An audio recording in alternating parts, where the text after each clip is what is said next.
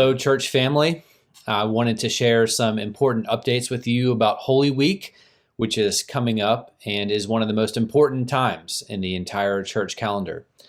During Holy Week, there are 5 worship services that are rooted in the ancient tradition of the church. We follow in the footsteps of those who've gone before us, joining believers all over the world and across time and throughout space. If you're new to Anglicanism, or if you've never participated in all the services of the Holy Week, we really hope that you can join for as many of the services this year as you can. All 5 services during Holy Week are really considered one service. They're a seamless journey of following Jesus into the city of Jerusalem, up into the upper room with his disciples, and then to his arrest, his betrayal, his trial, his crucifixion, ultimately to his death and burial, and finally to his glorious resurrection. The first of these Holy Week services is this Sunday, Palm Sunday. Palm Sunday is when we commemorate Jesus' triumphal entry into Jerusalem as King. We're going to meet outside the church building on the front steps where we're going to do our opening liturgy, and then we're going to process around the block and then back into the church with palm branches. This is a joyful procession, so feel free to bring instruments or noisemakers or tambourines or streamers or anything you want to bring to celebrate the triumphal procession. Parents, if your kids bring something that makes noise, we'll just ask that you leave them with Kirsten and Heather before entering the sanctuary. We encourage you to please arrive by 10:15 a.m. To receive copies of the bulletin, to receive palm branches, and to get ready to join the processional.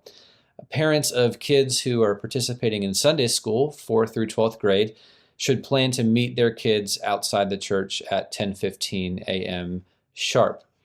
After we process around the building, we'll come back inside, we'll sing a few songs, and then we'll read part of the Passion narrative together, acknowledging the reality that we, like the crowds, can worship Jesus as King and shout Hosanna, and then only a few days later shout, Crucify him.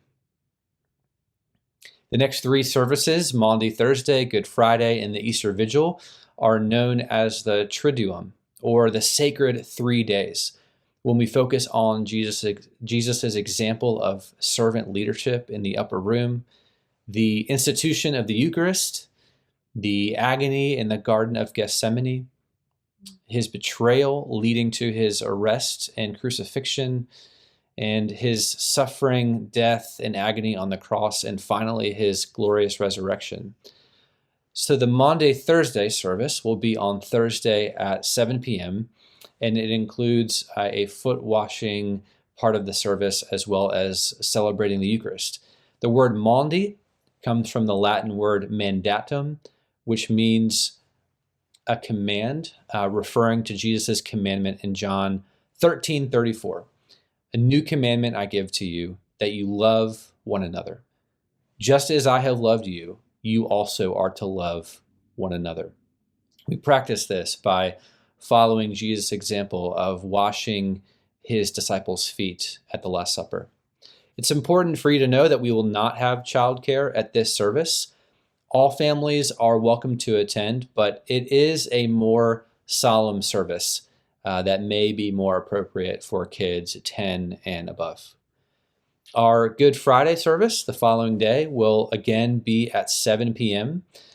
This is another solemn service of darkness and contemplation and silence as we remember Jesus' sacrifice for us on the cross.